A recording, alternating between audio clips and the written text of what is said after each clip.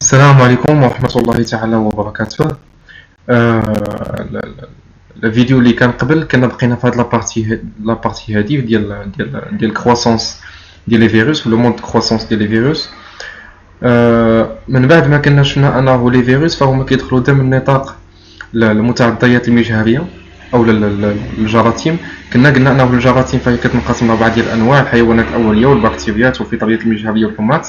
وكنا بدينا بلو مود ديال شفنا لو مود ديال الكرواسونس ديال لي بكتيري وما هادو، وكنا شفنا لو مود ديال لي فيروس لي فوالا هو هذا، انه قلنا لي فيروس فهو كتستلزم التدخل ديال كيخصها ضروري يدخل ضمن نطاق واحد الخليه اللي كتخلي انه لي كونديسيون فافورابل بالنسبه لي فيروس يكون وسط لا سيلول. علاش؟ لانه كتغتنم الميليو ديال لا سيلول ديال لو نوايو الى اخره باش كتكاثر، وبالتالي كيف ما قلنا انه كيدخل فيروس واحد وكيخرجوا بزاف ديال لي فيروس.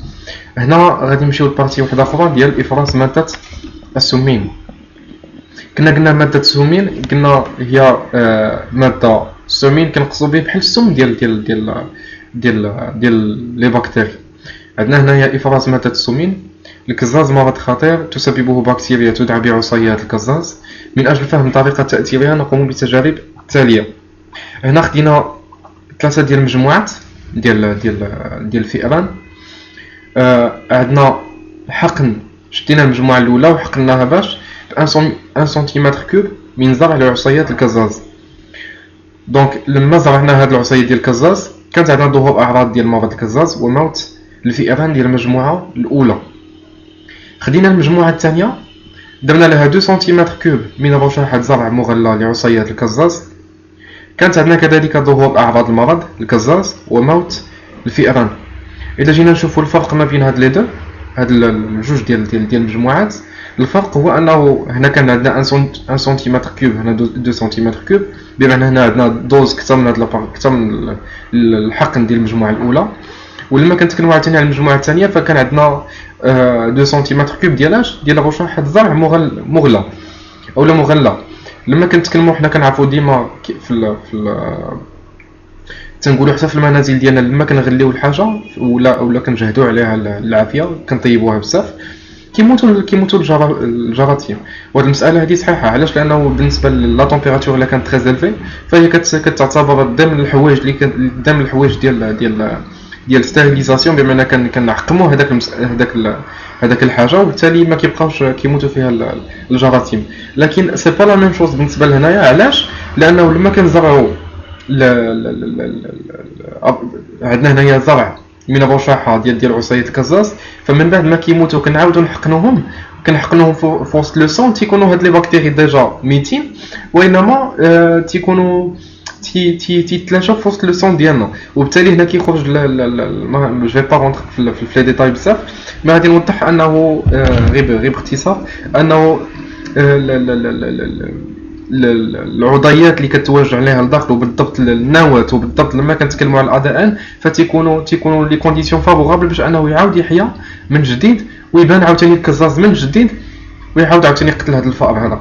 المهم اللي تعرفوا نتوما انه اذا كانوا عصيات الكزاز لا كانوا تحقنوا ولو ميتين يقدروا انهم يبانوا عاوتاني من جديد. ماشي كنقولوا كيحياو، وانما لي كونديسيون كتكون فافورابل باش انه الادان ديالهم يعاود يشكل راسو بنفسه، وبالتالي كتولي عندنا الرياباريسيون ديال هاد لي بكتيري، وبالتالي كيفرزوا لنا ماده ديال السمين، وهو الشيء اللي كيخلي انه الفأر تيموت او المجموعه كلها كتموت. نمشيو للمجموعه الثالثه. المجموعه الثالثه درنا لها 2 سنتيمتر كوب من ماء مقطر. دونك هنا درنا لو ديستيلي ومعقم. هنا تبقى الفئران سليمه.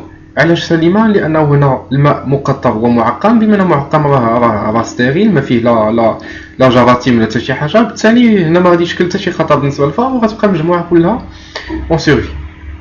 دونك هنا شنو هنا نستنتج ان بعض البكتيريات مثل عصيات الكزاز لها القدره على افراز ماده سامه وقاتله تسمى بسمين، حيث تؤدي جرعه بسيطه منها الى الموت مباشره.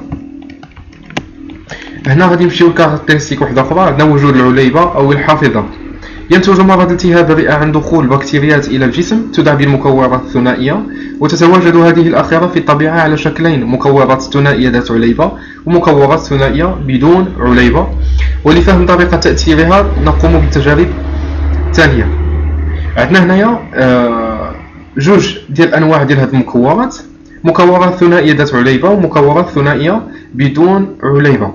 ثنائية علاش؟ لأنه فيها جوج ديال لي بارتي. عندنا هنا مكورات ثنائية ذات عليبة، موت الفئران بعد ظهور أعراض المرض عليها. دونك هنا بانت الأعراض ديال هاد البكتيري ومن بعد كانت أدت هاد المسألة إلى موت الفئران.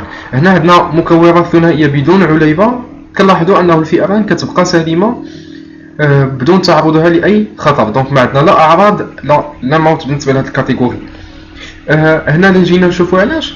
هنا بالنسبه لهاد العليبه اللي كنتكلموا عليها اللي كتواجد هنا في الصوره، فهي بمثابه حافظه كيف ما قلنا كوم اون باروا بروتيكتريس.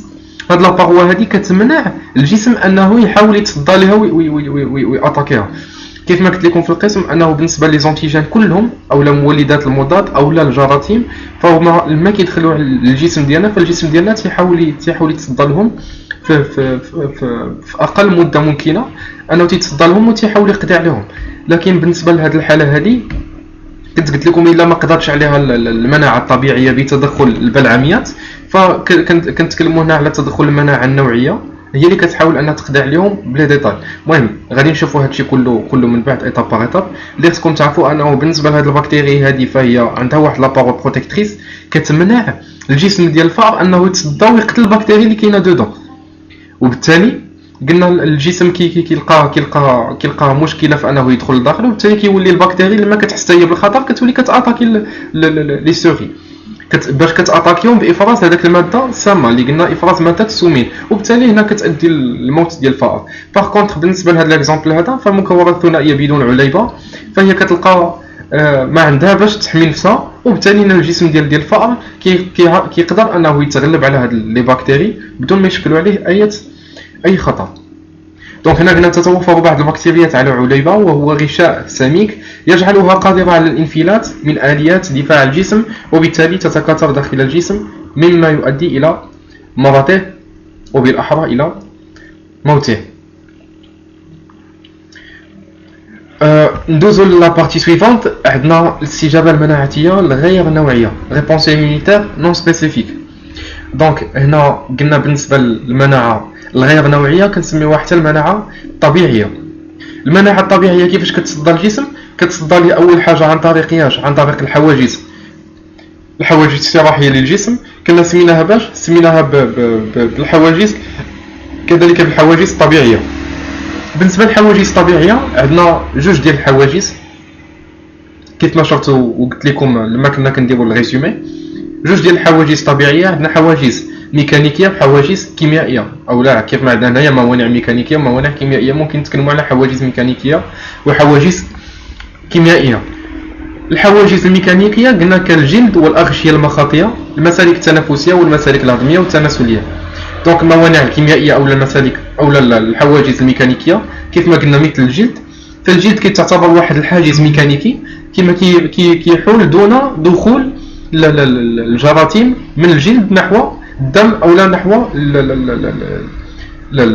داخل الجسم، وبالتالي فهو كيتعتبر كوم باريير اللي كيمنع دخول الجراثيم. هنا عندنا مثال اخر هو الاغشيه المخاطيه. الاغشيه المخاطيه هنا كنتكلموا على الحوايج اللي فيهم المخاط كالانف، عندنا الحنجره، وعندنا المسالك التناسليه ديال الانثى.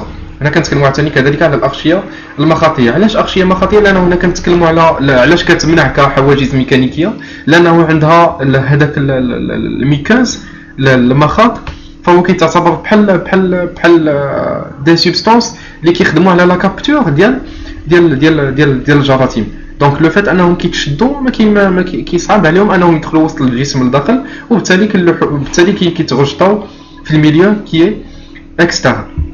عندنا كذلك موانع كيميائيه او حواجز كيميائيه كالعرق، العصاره المعديه والدموع. الا تكلمنا عن العرق اللي كيكون في الجلد ديالنا فهو كذلك تمنع الجراثيم من الدخول نحو الجسم حتى هو كيكابتوريها. عندنا العصاره المعديه، دونك لو فات انه هنا لما كنتناولوا الاكل ديالنا كيوصل نحو المعده. عندنا العصاره المعديه فهي عندها لي زيليمون ديالها ولا السبستانس كيميك تري اسيد، دونك جد حمضيه، وهذاك الارتفاع ديال الحمضيه تؤدي للقتل والموت ديال الجراثيم. وكذلك عندنا الدموع حتى هي ماده كيميائيه اللي كتواجد على مستوى الاعين ديالنا، وبالتالي كتحتوي على انزيمات خاصه اللي ما كتخليش الجراثيم انهم يترافيرسيو لوي ديالنا ويدخلوا وسط الجسم. دونك في هذا لا فيديو هذه غادي نتوقفوا هنا، وغادي نتبعها مباشره لنوتر فيديو باش هكذا نسهل عليكم لي طاش وما تقولوش هذا الفيديو هذا راه كبير بزاف وما نكملوش، ضروري تكملوا. اللهم يسر، اللهم يسر، غير دقه وكلشي غادي يكون ان شاء الله في المتناول. اللهم يسر.